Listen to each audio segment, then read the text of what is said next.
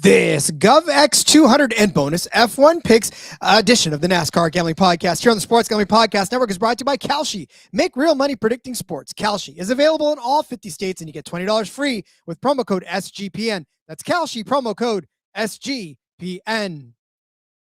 Driver, start your engine!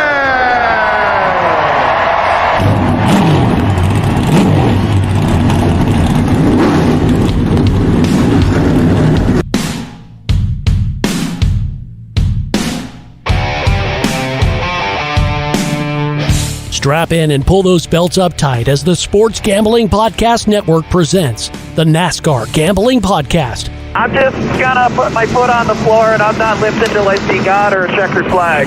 My man. With all the news and the best bets for your NASCAR weekend. We want to thank you tonight for these mighty machines that you brought before us. Thank you for the Dodges and the Toyotas.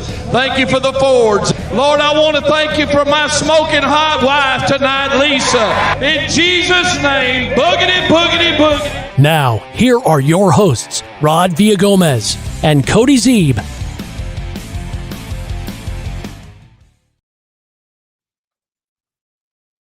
Welcome into another episode of the NASCAR Gambling Podcast here on the Sports Gambling Podcast Network. He's Cody Zeeb. I'm Rod Villagomez. We remain in Phoenix, but of course we changed this series. It's the O'Reilly Auto Parts Series in Phoenix.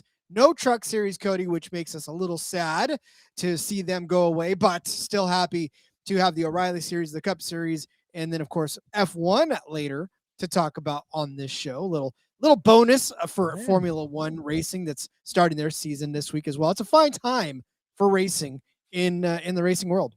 It is. It's a great weekend for racing. Every weekend's a great weekend for racing, to be honest with you, Rod. But yeah, looking forward to it. Phoenix O'Reilly Series should be pretty exciting. Much like the Cup Series, they won't end the year there anymore, but still going there twice. The trucks, of course, have always only gone in the fall. That remains the same. But yeah, excited to talk these two series. IndyCar. It's actually a doubleheader on Saturday with IndyCar. You have the O'Reilly race and the IndyCar race both on Saturday, so we'll talk more about the IndyCar race tomorrow. But yeah, squeezing in a little bit retro F1 gambling podcast for you at the end of this show, talking F1, which is basically in their next gen era. So, you know, if you were bored by F1 before, maybe it's a good time to get into it now. So stay tuned after the O'Reilly talk, and we'll have a little fun over there as well.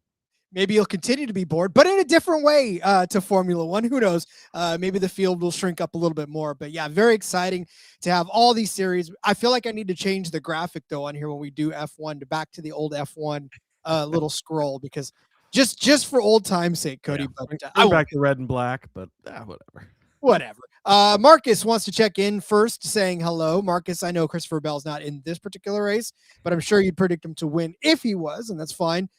Cousin Danny, though, predicts Justin Allgaier will win the race in Phoenix on Saturday. Hold tight, Cousin Danny. We'll be talking about Allgaier for sure. He's been pretty good here over the years, Rob. Yep, most certainly been good here over the years, and will probably continue to be as such. All right, we're going to set up the race. We're going to talk about all the fun stuff that we're here to talk about, but I would like first tell you how fun it is to have March here, and the fact that SGPN is giving away $25,000 in Survivor Madness. It's a winner take all. That means one person is going to take home the $25,000 guaranteed purse. Is that you? It only can be you if you go to sportsgamblingpodcast.com/survivor. That's sportsgamblingpodcast.com/survivor. If you're new to Splash, use promo code SGPN, play $5, and you get $50 in bonus entries. All I hear out of that, Cody, is just a win-win situation for everybody involved. Yeah, especially for the price. Free. I mean, can't really beat it. Indeed. All right, Cody, I know that there's not a whole lot of news to pass around. Although I will say that if you're in Phoenix in the area and you want to meet Ty Gibbs, he will be at AM PM on Friday, March the 6th from 2 to 3 Mountain Standard Time. So make sure you go grab your scooters so you guys can ride together. Well, that is really exciting, Rod. I would like to meet Ty Gibbs. I'm sure he's a fine gentleman. Yeah, we got some Cletus McFarland news. Garrett Mitchell, a.k.a. Cletus McFarland, has signed a 3-race deal to drive with Richard Childress, but it's a 3-race deal for this year and a 3-race deal for next year, interestingly enough. So a 6-race deal, I guess. But he's going to sign, or he signed with Richard Childress Racing to run in the O'Reilly Auto Parts Series now. So we got a truck start. We made it 6 laps. Now we're qualified for O'Reilly. Well, I guess this is dependent on him being qualified, but clearly NASCAR is not going to not qualify him. It doesn't matter what happens in the test that he's going to do coming up at Rockingham, because he wrecked last test, still got to go to Daytona, whatever. Is what it is.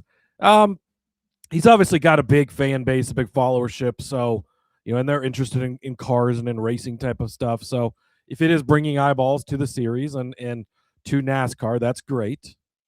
There's obviously a deeper conversation to be had there with who should maybe be qualified for things and who shouldn't, but he is going to do that. And yeah, it's 3 races starting at Rockingham here in a couple of weeks. Will be the first one. Daytona, Talladega are the other 2 scheduled races so far in that 33 car that we saw, of course, Casey Kane drive last year for them. So unfortunately, that means Casey Kane won't be in the 33 car again this year at Rockingham, but doesn't mean we won't see him again at some point. It will not. But listen, if you're brave enough to sling around school buses, then you're brave enough to sling around a NASCAR O'Reilly Series car. Like, this guy will race anything and anything that you dare him to race. So, I mean, that's why he's good for the sport, right, Cody? Well, I would race if they tossed me the keys too, Rod, but that doesn't mean I should. I used to drive, by the way, Fitted Jones saying, yo, what's up, Fitted Jones? No. I used to drive the bus for the Army when they threw me the keys and said, you are now our bus driver. And believe you me, Cody, there were many, many times where I wanted to tactically drive that bus in a manner that would be more fitting to the track. I did. I was a bus driver in the Navy for a period while we were in Okinawa, and you drive on the other side of the road there. It got pretty fun. It's like driving in Korea. You're really just taking your life in your own hands driving in there, because the road signs and all the other stuff, merely suggestions, my friend, merely suggestions. So it's true. Is there any other news to break down, Cody, before we start taking? Well, there is one other piece of news, Rod. Monster Energy, of course, a big time supporter of NASCAR. They are close and in talks with signing an endorsement deal. An up and coming driver who's very exciting, taking the sport by storm. Carson Hocevar, potentially the next Monster Energy driver. This is so exciting, Rod. More support for him. Another opportunity to help push him into that 48 car for Hendrick Motorsports next year. Can you imagine the 48 Monster Energy car with Carson Hocevar? Like, I wouldn't be able to have everything decked out of Monster because they won't let you buy gear for whatever stupid reason. But I would if I would be allowed to. Just you're gonna have Carson Hocevar and Ty Gibbs both in monster cars at the same time. I was about to say exactly that. That was going to be my first statement. Like, at least I could not drink Monster and suddenly feel good. I'm a big Monster Energy fan. See, and me, I'm the opposite. I'm passing it up. I'll go Celsius. I'll support AJ Allmendinger and all that other good stuff. Although I was never really, and I guess this makes me an oddball, but I was never really a huge Monster fan anyways. I liked Amp with Mountain Dew. That was my energy drink of choice. Not a big energy drink guy, but when I do get it, I guess Monster kind of is the go-to. So, yeah. Like you could do Victory Lane Life Check, with the Monster with the hurricane symbol. Like you could do a Hurricane Monster with Carson Host. Like, it's endless. And then he's buddies with Cletus McFarland. They'd be out there driving monster trucks with Monster on it, drinking Hurricane Monsters. Like, oh man, it's a dream. Okay. Fitted Jones saying Red Bull is better. That means it gives him wings. So I think no, it doesn't give you wings, Rod. It gives you wings. They got sued for the wings, but wings is fine. Oh yeah, that's fine. Whatever. Victory Lane for Life saying Rod's getting the Monster tattoo.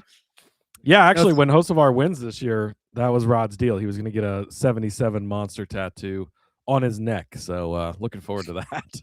Teardrop right there, because that's what I'll feel. A teardrop with 77 in it. Nothing but sadness on that one. All right, not feeling sadness at all for the fact that we are in Phoenix for the 4th race of the season. It's gone by so fast already. It feels like we were just talking Daytona a little while ago.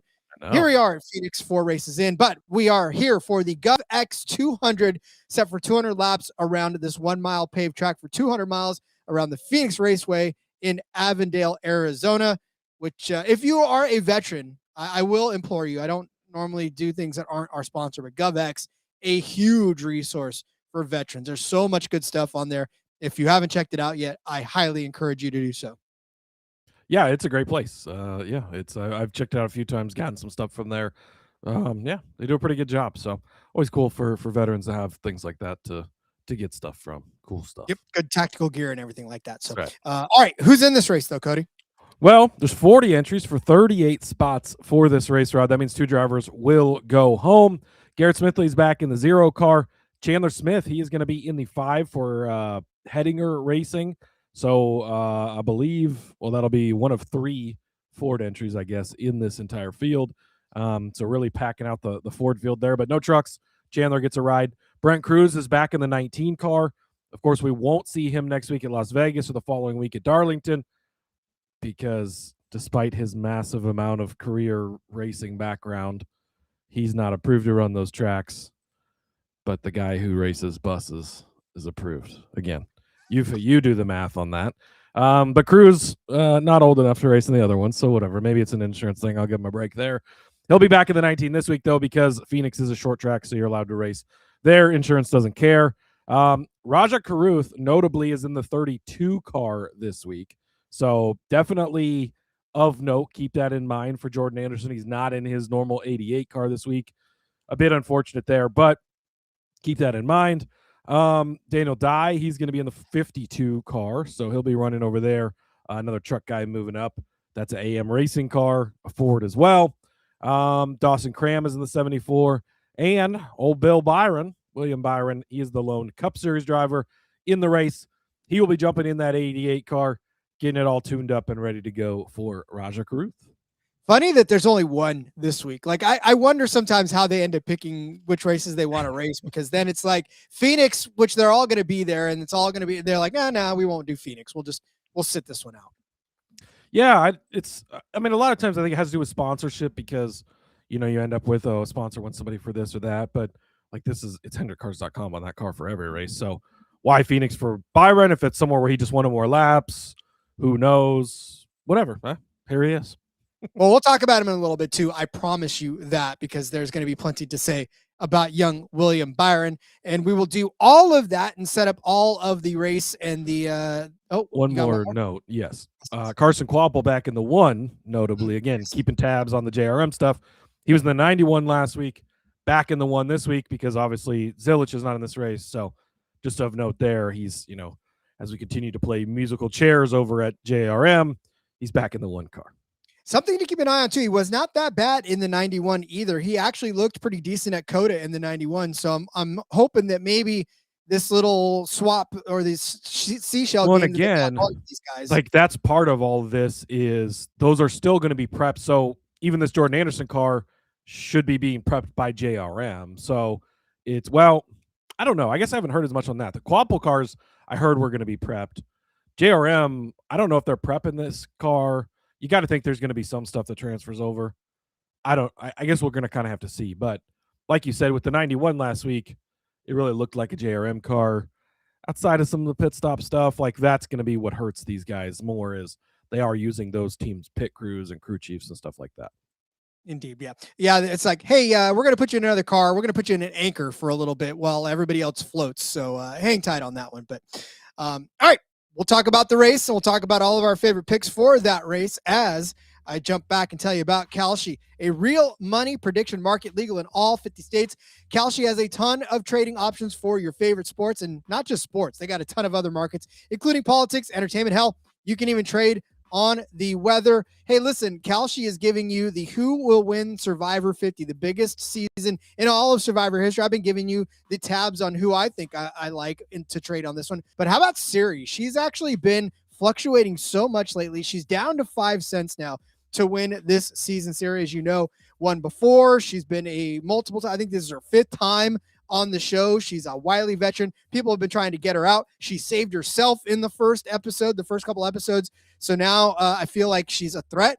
And at 5 cents, you probably won't get that for very much longer. So grab Siri to win Survivor. You tip that $20 that we give you, it'll turn into $400 when Siri walks away with the biggest prize of the season. New Kalshi customers get that $20 when they use promo code SGPN. That's Kalshi, KALSHI, promo code SGPN. Our friends over at Rhythm have been on an absolute heater for college and NBA picks. It's super easy to sign up. I did it. So you run predictions off the house model, or you make your own play and play with those sliders. Rhythm works well with Kalshi too. So make sure you pair those two up together. And if you're looking to go premium, now is a fantastic time. Use promo code SGPN25 when you download the Rhythm app for 25% off of your first month. Download Rhythm. Use promo code SGPN25. New episode, Survivor 50 tonight. I can't wait to watch it again. I get more excited about Survivor than I do a lot of other things. Not racing, of course. I love racing more, but Survivor gets me going. I could tell, Rod. I've noticed. Yeah, it's very. I mean, look, even my kids know all the stuff that I'm super excited about because I won't shut up about it. Nothing wrong with that. If it's fun, it's exciting. It's not a sport per se, but it is still a competition type of thing. So I get it. It's not a sport for us watching, but it's definitely a sport for them as they take on all the challenges and stuff. So there you go. All right. Victory Lane Life. Let's check in with the chat real quick saying he predicts Quapple is a sleeper pick here. Could be late model guy. I don't think. I do. Well, you do actually. Yeah. Jeez, Rob, you should know your own picks. I do, but I get so excited about Survivor, it just derails everything. So, although speaking of knowing picks, Cody, let's know yours. Yeah, let's know mine. So, bit of a limited market, I guess, this week. We don't have a ton of stuff out there. You got the positionals. There's some head-to-heads on 2 books, at least as the time we're recording this. Was hoping for a little bit more, but that's okay. Looking through these head-to-heads, they are all either about as even as you can get, minus 115 on either side, like flip a coin between 2 guys. Every match was 2 guys I like matched up against each other, so I'm like, that's not helpful. Or there's some like ridiculous ones where you get an almost 2-1 on somebody to beat William Byron. If you're into that kind of thing, whatever, but so I skipped the matchups, at least for now. I'll probably add some as we get to race day, especially when the locals and stuff post. So obviously stay tuned in the Discord as we get to race day for stuff like that. But I'm going to start with the Jesse Love top 5 finish here. It's even money. I was looking for something, okay, I couldn't find a head-to-head that I want. What's something that I could get around that even money number? Jesse Love top 5 just sticks out like a sore thumb. 4 starts here. A 2nd, a 6th, a horrible 9th place finish. Oh, yeah, then he won the race here in the fall and the championship as well. So comes back, returns to the spot where he won the championship. And 2 of the 4 races he's been here, he's been inside of the top 5. One time with the 6th place and then, of course, with the 9th place finish. But also, we talked yesterday about comp tracks. So, now we're getting into the time where we have tracks that we can look at that these guys have been on that what races kind of similarly to a place like Phoenix, right? And kind of use Ryan over at iFantasy Race and his, similar tracks chart over there. He's got New Hampshire, he's got Iowa, he's got Gateway, he's got Worldwide Technologies, kind of listed as those tracks. And if you look at those, Jesse Love's been pretty good. O'Reilly hasn't gone to New Hampshire in a couple of years now, but 2nd place at Iowa last year. That's a pretty good run, right? That's top 5. 5th place at Gateway. That's a top 5 there. And the last time they were at Richmond in 2024, a 5th place finish there as well. So solid runs by Love. He's been good at this track. One of the better average finishes of all the active drivers. So I will take Jesse Love, even money for a top 5. I like that pick, and I like it a lot because it's in my box further down the road. Do you like it? Or do I like it? No. Oh, I see what you did there. I love it. I love it because I have something on him later on down the road. So I will definitely agree with you. Top 5, especially at even money for Jesse Love. The defending champion just does not get a lot of love right now. And it's in his name even. So I don't know why they're dissing him so much. Keep sleeping though. We will choose Love, Rod. I always will choose Love. Speaking of love, we talked about him earlier. Victory Lane for Life says that Quapple is going to be a sleeper pick. I don't know how sleeper he is when we're going to be banging the drum for him right now. I'm going to take Carson Quapple over Sam Mayer plus 100. But Rod, it's Sam Mayer, and you were all over him last week. Yeah, I was, and that's because he became a road course guy over the last, several seasons. But Phoenix has not been all that kind to him. Yeah, he did get a 7th place finish in the race here in the last year. But 11th, 34th, 5th, 11th, 34th, 22nd, 13th. His average finish here, 17.1 in his 8 starts. He's only got 2 top 10 finishes.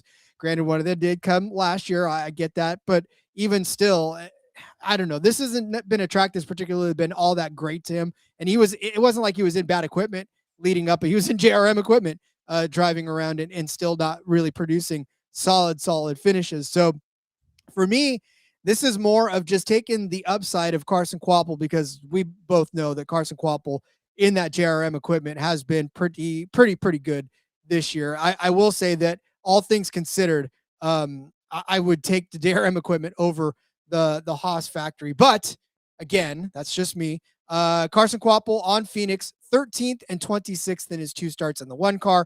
So not really banging the doors off of anybody in particular, but I do think that now that he's pretty much settled in, right? He knows where he's at. He got into the championship for last year, right? He's coming off of that kind of a season, and Sam Mayer still sort of trying to creep back into this year. The 41 car has not been exactly the finishes haven't been exactly what he wants. He's been fast, but he hasn't been finishing where he exactly wants to be finishing. So for me, the inconsistency of Sam Mayer, even in good equipment on this track, sort of outweighs Carson Quapple's inexperience on this track. And I like that Quapple is plus money.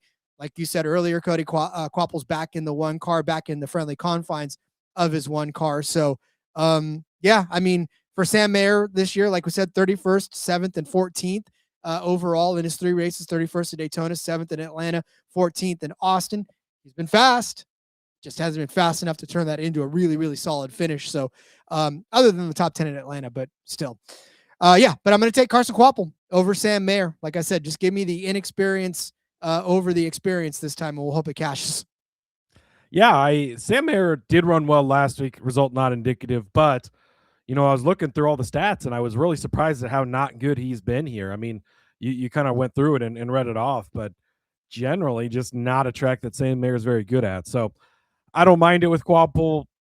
We're still completely unsure what we're going to get from him on a week-to-week basis, but he's a young up-and-coming guy, late model short track guy. This type of thing should be right in his wheelhouse. So I'll ride with you on this one, Rod. Indeed. Yeah. And again, Carson Quapple's still young, still got a lot to learn. He'll be right there with it. And I think he'll be jockeying for, something later on down the road. But all right, Cody, where are we going next? Yeah. Well, there's going to be a couple guys on the card as we kind of go along here that are young and you haven't necessarily always seen the results early, but they're positioning themselves and they're getting more experience. And so you have to start calling your shot on them at some point. And so actually that's a little bit of a theme of my card for some of these bets coming up. But I don't mind that, especially over an established Sam Mayer that, well, he's established he's not that good here, whereas Quapple still has some potential upside. So I like looking at it that way. All right, Rod, we're all big shifties here. A little Tay action. Taylor Gray, you can get his top 5 over on Bet365 plus 220. Been pretty good here. He finished 6th place here in the spring race last year. Actually led 44 laps, so that was a good solid day for him. Just comes home just outside of the 6th place, or outside of the top 5 with a 6th place finish. And then in the fall came back and finished in 7th place. So 2 solid races in his first year, last year as a rookie with JGR. Now again settled in, it's that 2nd year. You look at Martinsville, which I didn't put as one of the comp races, and neither is Ryan, because it is shorter. It's definitely different, but it's a short flat track. So I like to pull this because it was so damn good at both of these. He led 81 laps there in the spring. Some late stuff kind of got caught up. Well, I think he got wrecked, and honestly, he did get wrecked by Sammy Smith, I believe it was, but didn't get the win. But he came back in the fall, led 52 laps, and won the race there. So got the redemption on it, right? Short, flat track. So we'll look at that a little bit. Richmond, 3rd place. And then Iowa, He was third place in stage 2, running well. I don't remember what happened late there. Didn't quite get to the end, but I've seen enough from him out of these shorter, flatter tracks where he's been pretty good. You know, a guy like Eric Almirola was over there last year. Is Almirola over there this year? I'm not sure. We haven't really seen much about him, but some stuff you could have certainly learned from him at places like this, places like Martinsville, that I think he's put into use already. So I like to see that. So give me the Taylor Gray top 5 at plus 220. And then my guy, William Sawalich, top 5, 4-1 over on Bet365. Again, a bit of calling your shot on a guy like Sawalich here. 13th in both races last year, not overly impressive. You know, in the spring race, that was still kind of when we were fading him. He wasn't doing great. In the fall, he actually qualified on the pole here, showed a lot of speed, just needs to put together a full race. That's where we're still trying to get to with him, but he did so at Gateway. He finished in second place there.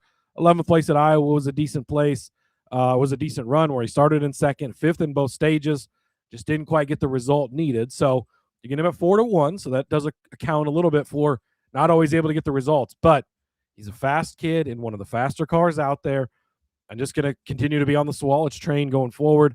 I think we've got a lot to see from him. So taking both of these JGR teammates to be in the top 5, Taylor Gray at plus 220, William Sawalich 5-1, both of those over on Bet365.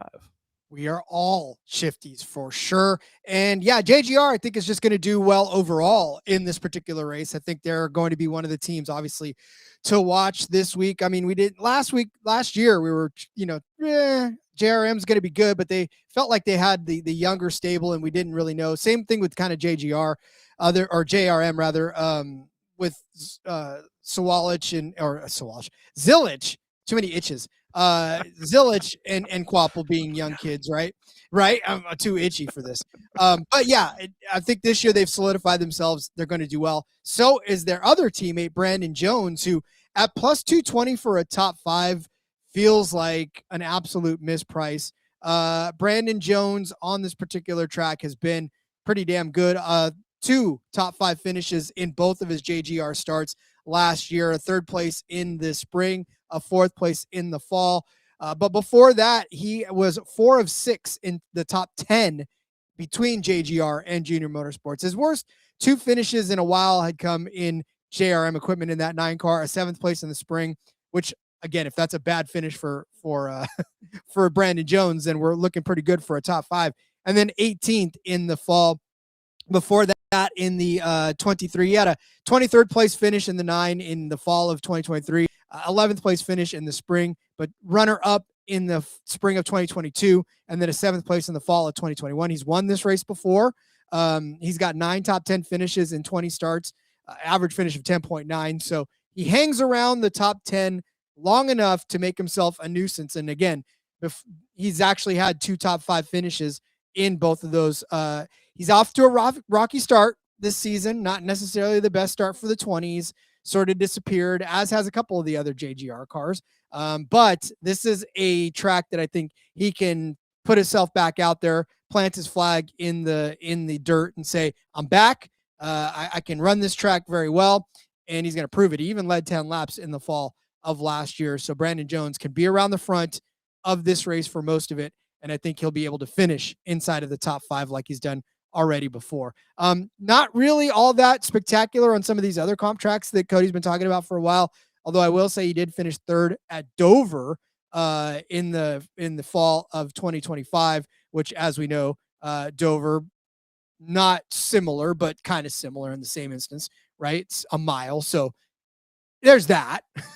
So if you want, I like I said, I love Brandon Jones. I really do think that he's going to finish in the top 5 this week. Well, to the Brandon Jones note, not good at comp tracks necessarily, because Brandon Jones is only good at, it was like he was told, you can pick some tracks and you'll be really good at them and you just won't be great everywhere else. And he chose, and Phoenix is one of the tracks he selected. I hate that you took this bet, Rod, because I was going to take it, and you beat me to the dock on it. So, I would have absolutely have played this and have more thoughts on Brandon Jones in a few, but completely back this. Phoenix is one of the tracks he's really good at, and if you throw out those JRM years, he was really good here in the JGR car. So, I like it. And I did misspeak on Taylor Gray. I said he was in a JGR car. Of course, we know he's in the Ty Gibbs Racing car. So thank you, JDK, for pointing that out. The TGR car, number 54. Unbelievable. All right, well, save us from that, Cody. What do we got next? Well, next, Rod, since you wouldn't let me have the Brandon Jones top 5, I'll take the Brandon Jones top 3. So I'm just going to pile right on 4-1 over on Bet365 for this one.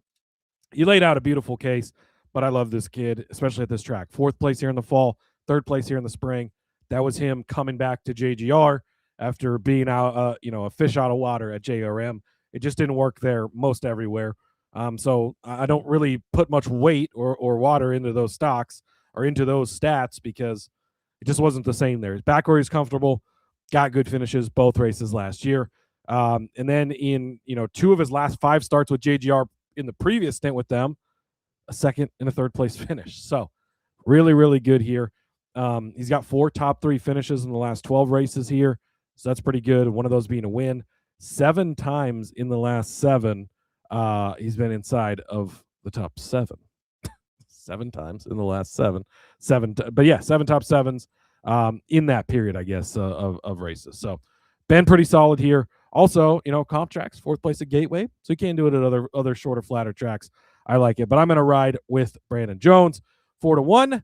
And then this might just be like I'm just going to give this play out every week, I think, as we continue to go forward. It's Harrison Burton, top 5. It's 13-1. Look, with Harrison Burton, you're getting a guy who is just a couple of years removed from being a Cup Series driver, who's a really good race car driver. He's had a lot of success previously in the OReilly series when it was Xfinity, of course. Now, a lot of that was because he was in a JGR car previously, but we saw last year for AM Racing, he did pretty good. Now he slid over here and he's with the SHR cars, the Sam Hunt Racing cars, but they've kind of got that alliance with JGR. He's back at Toyota where he's comfortable before, and we saw it paying out good for him last year. I expect this year to be better. He's just the type of guy that I'm going to continue to bet on when you get this big of a number because the equipment isn't the greatest, no, but he's going to always put himself in position to have a chance. And if he can have a really good day, he can be a top 5 car. You look at last year, 20th here in the spring, okay, but 11th as he got, comfortable with that car, got a little better back in the series. 11th place finish in the fall was a decent run. Last time he was here with JGR in 2021, a 3rd place finish, 6th and 2nd in 2020. The last time he was at New Hampshire was also JGR, but a 5th place finish there. 5th at Iowa last year, and a 4th there in 2019. Those are his only 2 starts at Iowa. Good finishes there. 13-1. You're getting a good driver, a Cup Series, who's in decent equipment, and I don't mind that at all. At 13-1, you could find himself up in the mix and be like, wow, look at the day Harrison Burton's having. And you're going to be like, yeah, we're trying to cash this top 5 ticket. Let's go. Yeah, I love it when the announcers are like, who would have ever thought that these, and we're like, we did. We usually call some of these guys. Not listen to the show. Come on, guys. They know they don't. They're scared to listen to the show because they're scared that we're going to take their jobs from them. And that's fine. We'll do that. But all right, I will give you one of, I feel like maybe the most obvious. We talked about why is William Byron in the 88 right now because of everything that's going on in JRM. I'll tell you why, because William Byron is really, really good on this track, especially in the lower series. I'm going to take him as a top 3. It's only minus 110 on the score. This is juiced up to 130 in some places. So if you can get this as close to even money as possible, I would absolutely take this because in the O'Reilly Auto Parts series, William Byron has a 4th place finish and a 1st place finish in the 2 races. Now, granted, he hasn't been on this since the last year, or 2024, rather, the spring of 2024, where he finished 23rd in the 17. But in the 9 car, he finished 4th and 1st in his 2 races out. So he's won on this track in the lower series before. Not too shabby on this track in the Cup Series as well. 9 top 10 finishes and 16 starts. So just over half the time he's finished inside of the top 10, 3 top 5 finishes. 2 of his last 3 have been inside of the top 10 with a 3rd place finish at the fall of 2024 and a 6th place finish after starting on the pole of 2025 in the spring. And then a 33rd place finish after leading 52 laps in the fall race in Phoenix, where he started on the outside pole. So trouble got him, but he was fast, obviously, qualifying on the outside pole, leading those 52 laps before getting collected and finishing 33rd. So again, a win here in 2023 in the Cup Series, a 4th place finish in 2023 in the fall. It's William Byron. The reason they brought and picked him for Phoenix is because they're probably going to get a really solid finish out of Byron And as long as he can continue to just stay out of trouble and stay out of other people's way, I think a top 3 finish for him is way. I can't believe it's minus 110 for a Cup guy to finish top 3. Normally these guys are really nuked. So grab the price now while you got it. This was on the score. By the way, the Brandon Jones one was on the score as well. In fact, all of mine were on the score. So go to the score. They've got the best prices right now for everybody. There you go. This is a great way to get in on William Byron, but he doesn't have to win, right? Maybe if it's all Guyer's day, a Jones pops up, one of these other guys pops up and steals the win, and it's like, we saw it last week with SVG, right? It would have been, it wasn't really bettable, but it would have been nice to have a top 3 on him if it had been possible, right? And you can get that coverage with William Byron here this week, so don't mind that at all for the only Cup guy in the field. Yep. I'd much rather do this. The top 3, if he wins, that's fine. You can maybe put a quarter unit down on an outright for William Byron, but I think a better bet is that top 3, because then you don't have to worry about somebody else getting him in the end or passing him in the end. So again, I love it. All right. We'll give you our outrights, but before we give you our outrights, I want to tell you about our friends over at Underdog. Underdog's got you covered for pick'em for almost every single sport out there under the sun. Underdog has just increased their payouts. 2 pick entries now pay 3.5x, and 3 pick entries now pay 6.5x. The PWHL, the Pro Women's Hockey League, going on. The Ottawa Charge taking on Seattle, and I'm going to take Brianne Jenner to score higher than half of a goal. So I just wanted to get a goal in there. She's the 4th leading scorer in the PWHL for Ottawa with 8 goals. She's been on a bit of a scoring drought lately. She hasn't scored since January 20th. So guess what? She is due. But before that, she'd scored in 4 of her last 5 games. So I'm 100% sure that she's going to break the streak, get herself a goal against Seattle. So take Brianne Jenner with higher than a half of a goal in the PWHL. And if you're a brand new customer, how about you play $5? You get $75 in bonus funds when you sign up with our promo code RACE, SGPN. We're also brought to you by NoVig. NoVig is America's #1 sports prediction market. NoVig, you are getting the absolute best prices out there.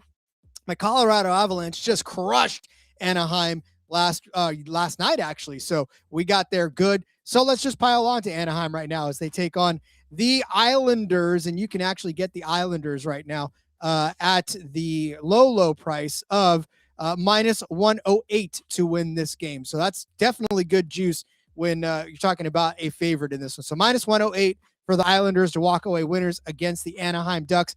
Sorry, Anaheim. I know I'm drinking from one of your little mugs here, but still don't believe it all the way. Download the NoVig app. Get $50 when you spend $5. Use our promo code SGPN. Get in on the action with promo code SGPN on NoVig. It is March, and that means it is time for merch madness. You get 15% off of everything in our store with promo code March. Gotta love it. I mean, there's plenty of stuff to pick from right here on the screen. If you can't see the screen, there's coffee mugs, there's hoodies, there's Racing Gambling Podcast stuff, all in the merch store. Make sure you go sign up and use promo code March to get 15% off of all of your orders. I got this for free. It is an Anaheim Duck little, what do you call these? Whatever this is. Keeps your drink cold, right? Water bottle? Whatever that is. Sure. Or water. Is that what that is? Wow. But no. Drink bottle? Drink bottle. It was free. So I 100% took it. I don't like the Ducks, but whatever, man. It's free. It's free. Well, everybody likes free stuff. Laura checking in the chat. Rod says, good afternoon, guys. Laura, good to see you.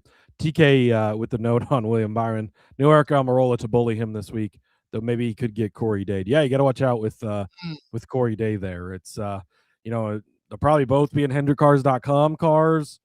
Could be a magnet there. So, yeah, you've been warned. I keep waiting, though. I keep waiting for Corey Day to get out of the car, take off his mask, and it be Carson Hocevar. That's what I'm waiting for, right? The Scooby-Doo style right there. Where they're like, it was you all along. Right? All right. Sure. Captain Two-Stroke saying, yes, what's up, checking guys? in as well. Happy to catch you live. Finally, good. We're happy to have you, Captain Two-Stroke. We're happy to catch you live. Beautiful. All right. Well, then we are down to our outrights for this race, Cody. What do we got? Outrights for the OAP series, Rod, the O'Reilly Auto Parts series, of course. I'm going to go towards the top. I'm not going to take William Byron, who is the favorite, but I'm going to take a guy named Justin Allgaier. You can get him plus 410 over on Fanatics. They got a little bit of a better number than a lot of places. Justin Allgaier used to just absolutely own Phoenix Raceway. And then it got tough for him as far as not winning. But he's been so freaking good. I think he's due for one. I'm calling my shot. This is the time he wins, Rod. He hasn't won here since 2019, which is a little bit sad. But if you go back in the fall race here, he led 83 laps, a great day, ends up with a fifth-place finish. Last spring, led 130 laps, ends up with a fifth-place finish. Fall of 24, he finished in second place. Didn't need to win because second place was good enough for the championship, so just didn't really have to push for it. But got that second place in the championship. November of 23, he finished in third place here. Couple of rough March races in 24 and 23. The pianos came out, certainly. Not great days, although in both of them, led 52, led 20 laps. Like, that's the thing. Still looks good, still runs really good here. You go back a little bit ago, he won here in 2019, second in 18, a win in 17, fourth in 16, fourth in 16, second in 13, third in 13. Like, just going back through his entire career, it's good. And even here lately, toss out those couple bad runs, it's fifth, second, third. Good runs by Allgaier. This is his time. This is his win. And we saw it last year out of the gate, this track included. He didn't end up getting the win here, but just came out of the gate firing. It's a bit of a weaker O'Reilly field again this year, like it was last year. He doesn't even have Zilich to worry about this year. So yeah, I'm kind of all in on Allgaier this week. Calling my shot. I think we're getting a little bit of a better number because Byron's in the field. Byron obviously scares me a little bit, but I think Allgaier can beat him. It's not the days of the Cup guy always wins in O'Reilly like we once saw.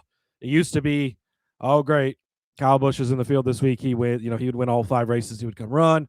Oh great, it's Kyle Larson. He wins every time. Now these guys have started to get beat by the regulars because the other 2 series have gotten stronger, right? In the O'Reilly and Truck Series, they've gotten better and been able to stand up against these guys. So, and the car being different too, I think helps the lower series guys because not everything you have on Sunday exactly translates. So I think that helps as well. So give me Allgaier plus 410 over on Fanatics. Sheldon Creed is 14-1, Rod. We broke the seal, baby. We can go win races now. We got to bet on him now. We got to get in before the getting's too good. Top 3 in 3 of the last 6 races here. If you toss out the 36th place finish last spring when he wrecked out, he has a 4.83 average finish here over those last 6 races. That's pretty solid. Last time they were at New Hampshire in 2024, second place finish to the god of short flats himself, Christopher Bell. Really good run there. 5th and 7th at Iowa in the last couple of runs. Sheldon Creed, he's already got that win. Telling you, they're going to start rolling in now. He's a guy at 14-1, jumped out to me over on Fanatics that I like. Raja Caruth, 25-1. I put Raja on here before I realized that he wasn't in the 88 car because I was thinking, man, that car just looked fast. Yeah, they were super speedways. I get it, but looked fast, looked good. Not now. That could be a case for Byron, of course. But not in that car. But I'm still going to take Caruth anyways at 25-1, even in the Jordan Anderson car, because I think this kid has something special, and I think he can jump up and win races. He did cash an 80-1 for us a couple of years ago in the Truck Series. But now we're in kind of, it's his first full season, yes, but he's had some starts. He got settled in. Now we're coming back around, and I have big expectations for him. Even though he's in that 32 car, I think he could put together a good, solid day. Finished 17th in his start here last time he was here in the 17 car in 2022. No, that was for Alpha Prime, actually. So in 2022, he finished 17th in an Alpha Prime car, which is pretty good. Then he came back in 23 in the 17 for Hendrick and finished in 14th. But he did finish 5th place here in the 1 race for the Truck Series here last year. Caruth, the guy just a little farther down that got my eye on, want to have something on at 25-1. And then to wrap it up, one more guy at 25-1. It's my guy, William Sawalich. Look, I laid out the case earlier for him with the top 5 bet. I think he's the type of guy that's in a fast enough car that if he puts it all together, the talent is there. As much as I made fun of him and goofed on him at the beginning of last year, he put it together down the stretch at the end of the year, looked good. Second place at Gateway. He was close to getting a win. He could get it done at 25-1. I'll take some action. Yeah, I mean, this is the quarter unit shot on these guys. I love Allgaier. I mean, I love Allgaier, bleeding heart Allgaier fan. Still 4-1 is a really good price for him. I just want him to get there. And yeah, for Creed, like you said, we busted it open now. The pinata's done. The pinata's toast. All the candy's on the ground, and Sheldon Creed's going to go snap it all up. So absolutely love it. You stole my love thunder, I guess, just because to get back at me for the Brandon Jones thunder. So, but I had love in the outright section at 6-1 earlier in the day, and I stand by that. That's a price where you should not have the stats that Cody laid out earlier for Jesse Love. I mean, he's never finished worse than 9th here in his time in the O'Reilly Auto Parts Series, won the last race after leading 35 laps of a relatively short-ish race, right? So that's a pretty good percentage of the race that he's won. Average finish of 4.5, a second place finish in his very first race out here. This year alone, he doesn't have a finish worse than 9th. The defending champion should not be 6-1 to win a race on a track that he is so damn good at. And it's just frustrating to see. However, you jump on it because I have a feeling that Jesse Love is only about to begin what should be a really, really fun run when we get to these normal tracks, not super speedways, not road courses, these tracks where you can actually do some things and have your driving kind of matter a little more in this. And, you know, again, for him to survive, I know on the broadcast, they always say, well, you just got to survive the first couple of races and then you can get through it. He survived the first 3 races with 3 top 10 finishes. Now Jesse Love gets to go to work, and 6-1 is just too damn good of a price to pass up for him to win this race and take it home again for the second time in a row. Love this week, Rod. So, yeah, I'll ride with you on that. Let's see. JDK tossing out a Russell Blaney parlay, 17-1 before we get into the F1 talk. Preston asked if we can hear him now. Still can't, Preston. We cannot hear you now, Preston. Sorry. Still can't. Fitted Jones had a 30-1 on day top 5 last week. That was the ultimate terrorist play, but yeah, that's your guy now. You look, that's how it works. You hit bets like that, they quickly become your guys. And then yeah, Preston checking in on the Allgaier thing in 24 in that fall race. Should have won the race that he won the title. Pulled over thinking Riley Herbst was going to wreck him. Didn't want to, why sweat it when you can finish second, win the title. Preston remembers because of course he bet on Allgaier that day. That's how you remember those races, Rod. It is definitely how you remember those races. And good job, Fitted Jones, on the 30-1 for day as a top 5. That was horrible bet. Much like Rod's bet a couple of weeks ago. You got him 8-1 in Atlanta and hit him. Bad bet both weeks, but found his way up there. So I gotta give him credit, I guess. So wait, the good bets on Hocevar that don't hit, those are better than bad bets on They were close to hitting, Rod. The thought was there, the process was correct. Recap the bets for the folks. Get out your pen and paper. Time to go over our bets for this GOVX. 200 from the Phoenix Raceway. I started you out with Carson Kvapil over Sam Mayer at even money, plus 100. I gave you Brandon Jones as a top 5 car at plus 220. William Byron, top 3, minus 110. And Jesse Love to bring home the checkered flag at 6-1. Cody gave you Jesse Love as a top 5 car at plus 100. He gave you Tate Gray, a top 5 car at plus 220. William Sawalich, top 5 at 4-1. Brandon Jones, top 3 at 4-1. Harrison Burton, top 5 at 13-1, exclamation point. Gave you Justin Allgaier as an outright at plus 410. Sheldon Creed at 14-1 to win. Rajah Caruth at 25-1 to win. William Sawalich at 25-1 to win this race. I wonder if the racing gods put that exclamation point in there, because I certainly don't remember doing that. I mean, listen, they were pretty excited about the bet, so everybody wants to get down on that. They were like, okay, make sure you get in on this one, Ron. All right. Noted. I think Canva was like, on that.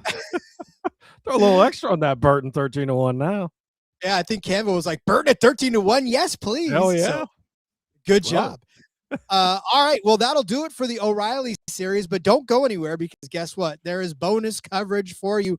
It's the Formula One season kicking off in Australia this weekend. Practice begins tomorrow, by the way, for those of you who even care about all of that stuff, because there's plenty of good stuff to bet on practice. Yeah, too. It is Thursday. Yeah, Thursday night in America is when practice is. So, and if you've not followed F1, just quick betting advice, it changes fucking drastically more than anything else you see. So if you want to bet on some of these, get them in before Thursday night, before the practices start, because it'll all change before the weekend's here. And so will the information.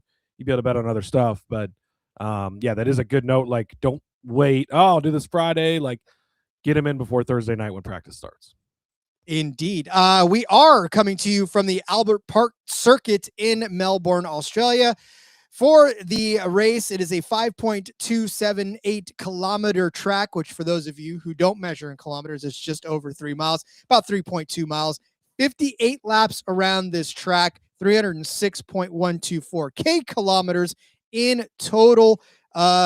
This is very much a different situation for these drivers as they now, like Cody said at the beginning of the show, are entering their next gen era. This is a totally rebuilt car. We don't know yet whether or not this is going to favor or hurt anybody, but I tell you what, if you want to know all of that, Preston, speaking of which, has got some absolute banger research in the F1 channel for you, and I think you should go take a look at it to supplement what we're about to give you. But you know, everybody's guessing at this point now, Cody. Yeah, this is super interesting, and Preston already bringing up, I've heard this as well, so we'll see how it goes, but rumor is Aston Martin's going to start in park in Australia. Basically, they don't have enough parts to get through the season. I don't know why, like, just fucking run it and figure it out later, I would think, but yeah, you can't. I was trying to find, like, you can't bet on them not to be classified. I was trying to find underclassified. They're not listing any of that stuff, so might be some merit to that, but definitely check out Preston in the Discord. He really goes in depth. Shout out to my guy F1 Capper. Follow him over on the X. They have a show as well, the F1 Money Gang. They really know what they're doing F1 wise over there. We do too, but we're much more casual NASCAR guys. So yeah, there's some other good resources out there. But like you said, just to kind of set it up, it is like their next gen era. So they've rebuilt these cars. They're smaller cars. Everything is different. So we're not taking anything from the old car really to put on this car. DRS is different. That doesn't exist anymore. Now there's something else that's somewhat similar but different. I mean, super aero package. Yeah. So we don't really know. And there was some testing, so you can look at numbers, who's holding back on what. You don't really know. So kind of look at this as if, hey, it's 2002 NASCAR. Here we go. What's it going to look like, right? Is Legacy going to be the fastest car at Auto Club the third week of the year? And you're like, holy shit, we didn't really see this coming, you know? Like, who's going to be that type of team?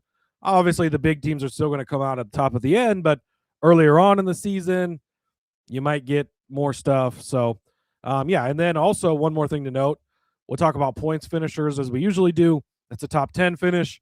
Generally, in the past, there's only been 20 cars on the grid. There is 22 cars on the grid now, so you have to beat 2 more cars to get into the points, which is notable as Cadillac has joined the grid as well. Cadillac joining the grid as well. Sergio Perez making his huge comeback to the sport, so excited to see that as well. But we will give you some of our favorite picks, and we won't spend too long on them because we know you're here for NASCAR, but we'll give you a few stats, a few nuggets of why we picked these. But believe you me, Cody, I know we both miss the F1 Gambling Podcast, and we really do miss breaking down Formula One on a weekly basis. Absolutely. All right, well, JDK with a great question to set it up.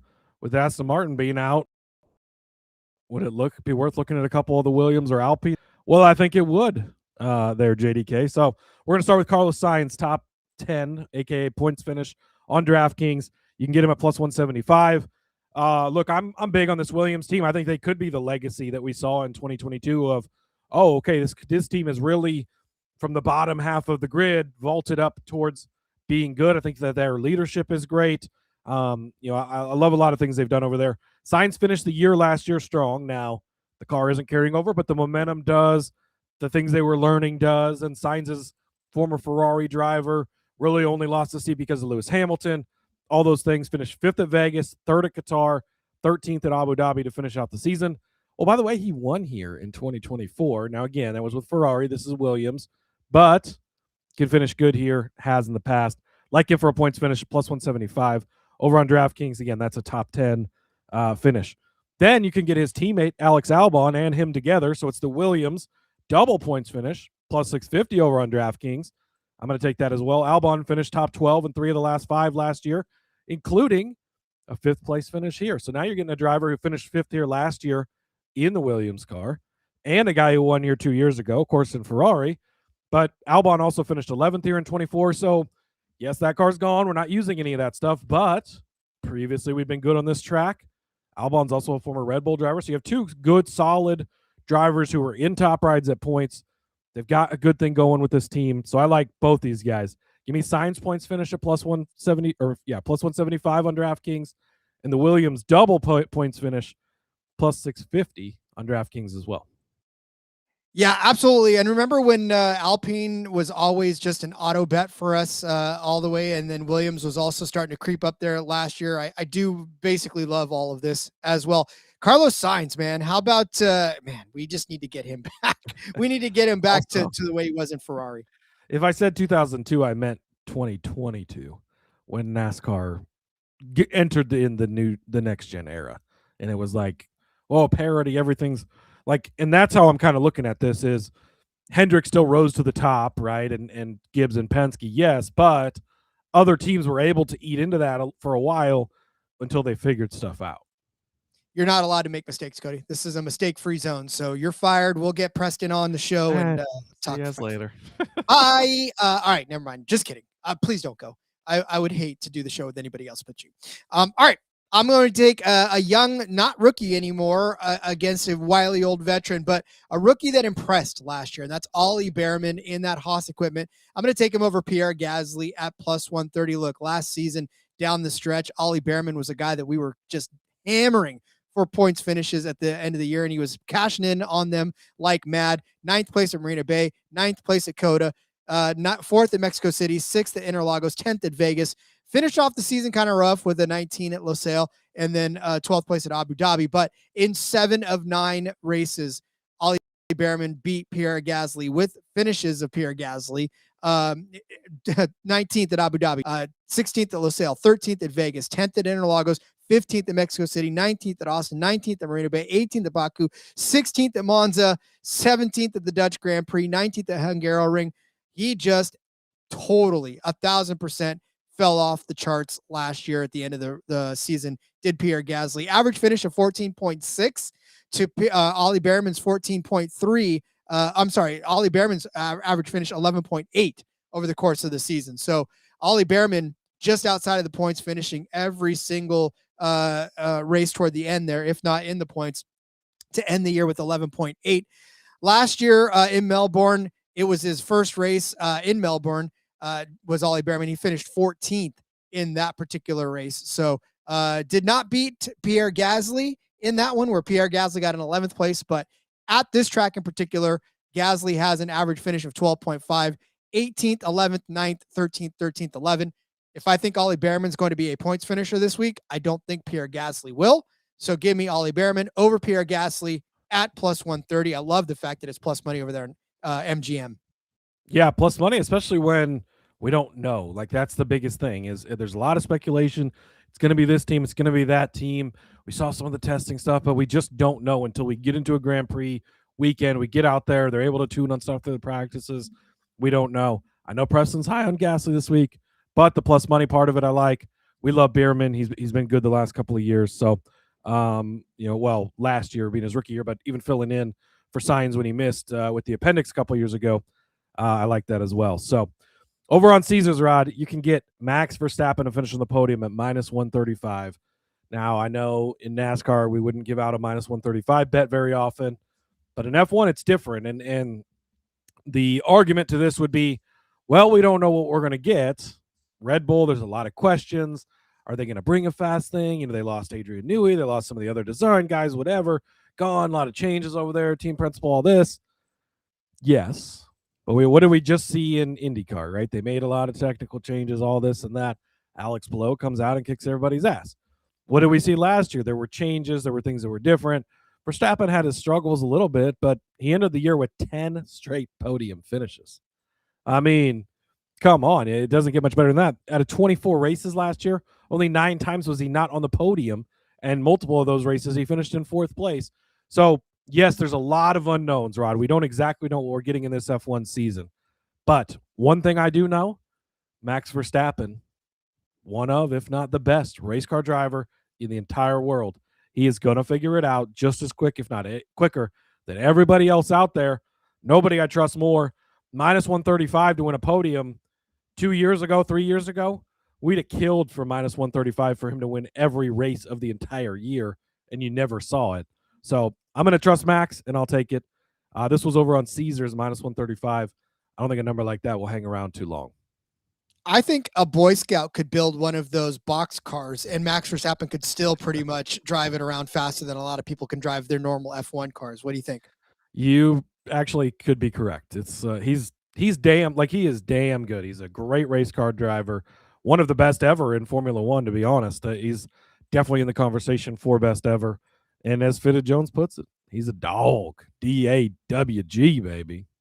Indeed. Max or Preston saying that I'd have to hear him to have him on. That's absolutely true, Preston. Well, you're true. Can't worry about things like that. Right. And then he says we could both cash. Bierman 9th, Gasly 10th. Yeah, I mean, that's true. That's good thing about that bet. Long as Sainz and Albon are in there just ahead of him.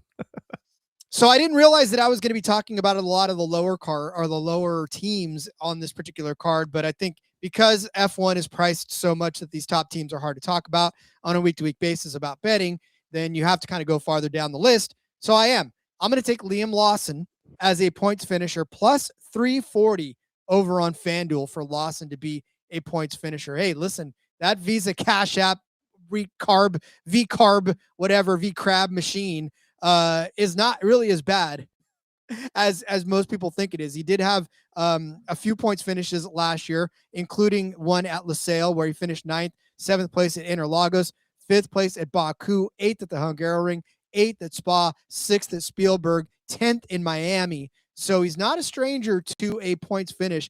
And he was doing a lot of, obviously we know Lawson started out the season as a Red Bull driver. He was the second Red Bull to Max Verstappen, didn't get it done. So they kicked him out of the seat and tried to put somebody else in there. And that didn't really work out either. So, but he did prove his worth though, as a Cash App VCarb driver, the Racing Bulls driver. And I think he's pretty comfortable, right? His average finish last year, 13.2, 3 spots outside of a normal points finish every single week, but he definitely has the speed in that car. We know it is a junior varsity Red Bull car anyway, so it shouldn't be as slow as most of these other cars out there. But he does have the talent to get it done. I believe that he's going to have a good, nice, solid run. And now that the fact that the field is a little bit more even, I guess maybe he does have the ability to sort of get himself up there with some of those other teams and keep himself up there. So, I mean, give me Liam Lawson as a points finish. Like I said, he just missed the points in this race last year. So, I mean, he didn't finish, unfortunately. That's the sad part about it. He did crash out only after 46 laps. So we really didn't get to see him come all the way home. But yeah, give me Liam Lawson as a points finisher. I think plus 340 is a good price for that. And then I'm going to go back on my grind. Fastest pit stop. Don't really have much handicap this year, obviously, because it's the first pit stops of the year. But Red Bull usually knocks them out of the park. Last year, they were among the top. Ferrari was also up there as well. But Red Bull, fastest pit stop, plus 165. It's the first one of the season, baby. Let's get it done. Let's get it done. I don't argue with Rod on number bets. I don't argue with Rod on fastest pit stops in F1.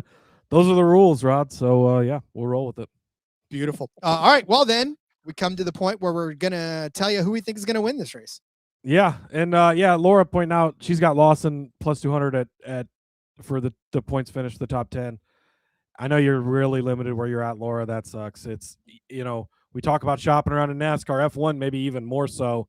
It's just wild swings between where you look at in the book. So some places you're going to have it at 2-1. Some places it is at 340. So again, if you have the option, shop around. I know you're limited, Laura. I hate that, but that's how it goes. So outrights. Look, I'm coming into this not overthinking it. I am just going to go with what I know is good and ride with that. And if I lose money on these two drivers, I will be perfectly fine with that in the first F1 race. Again, after watching IndyCar, yes, their changes weren't as drastic, but Alex Palou is just Alex Palou. Max Verstappen is just Max Verstappen. You can get him out there at plus 350. Don't overthink it. Just go bet Max Verstappen at plus 350.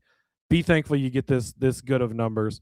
Even if his car is not up to snuff with everybody else, he can make all the difference in the world. Give me Max Verstappen at plus 350. And then Lando Norris, you can get him at 14-1 over on Bet365. Look, he won 7 races last year. End of the season, 5 of the last 7 races on the podium. The reigning world champion, Lando Norris, at 14-1. I was listening to F1 Capper over on their show, and he's like, nobody's talking about McLaren. You don't really hear much about him. You don't hear anything. And then it's like, okay, but still, they're McLaren. Look at what they built over these last few years. They've got the best driver pairing in the entire paddock. Like 14-1 for the reigning world champion, Lando Norris. And then plus 350 for one of the greatest to ever do it in Max. I'm not going to overthink it. I'm going to go with the two guys that I know. So give me Verstappen plus 350, Lando 14-1. I was floored when I saw that Lando was 14-1. I could not believe it. I'm glad you took both of them because I was going to put at least Lando in there. Like even if the cars come out and McLaren's not up to snuff and everybody's better than them, I'm not going to be upset for having this. Don't go SVG level bet it because obviously we don't know. But it just for being, again, the best driver pairing in the paddock with him and Piastri, having those cars at such long odds when they've been, look what they built over the last few years. And I know we just hit the reset button, but some of that's got to carry over. You got to expect they have some up their sleeve. Nobody's talking about them. That's probably exactly what they want. Just keep it quiet, show up on race day, and show everybody. So the number's just too big, especially having super limited information on who's going to have what and what to expect. You're getting a couple of the best ones. Speaking of the reset button, I know Lewis Hamilton is probably happy that they turned F1 back off, or turned it off and turned it back on again, because he definitely needed a hard reset to kind of get himself back acclimated as he's in the tail end of his career. Lewis Hamilton, obviously one of the greatest F1 drivers out there as well. You could make that argument, put him in the same conversation with Max Verstappen, different generations, of course, but they're still driving together. But Lewis Hamilton, plus 850 on FanDuel to win this race. Lewis Hamilton has 2 career wins in 17 starts in this, but the dude started on the pole in every race except for one, starting from 2012 to 2019. 7 years of poles, well, 6 of 7 years of poles, and he won that one in 2015 from the pole as well. But a second place finish after that. Second. Sheldon Creed on this track in terms of getting it done in second place. But fourth, second, and then 18th and 10th are his last 2 finishes. 10th place last year in Ferrari equipment, in his first year of Ferrari equipment.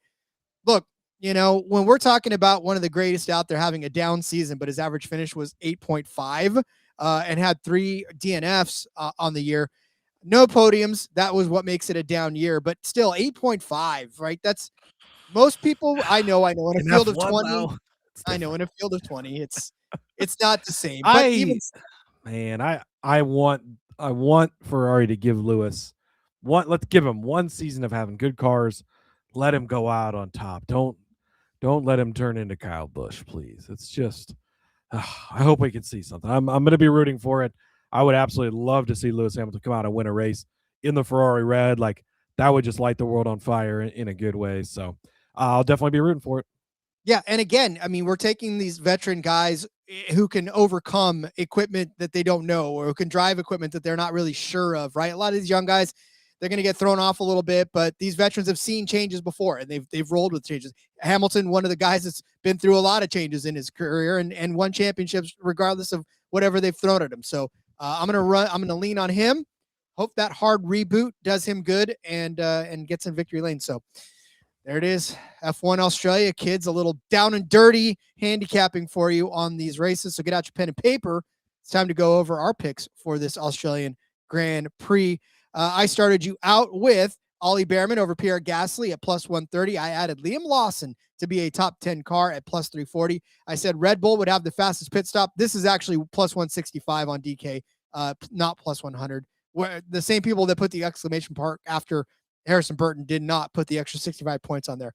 Hamilton plus 850 to win the race. Cody gave you Carlos Sainz as a points finisher at plus 175. Tossed in a Williams double points finish at plus 650. Gave you Verstappen to be on the podium at minus 135.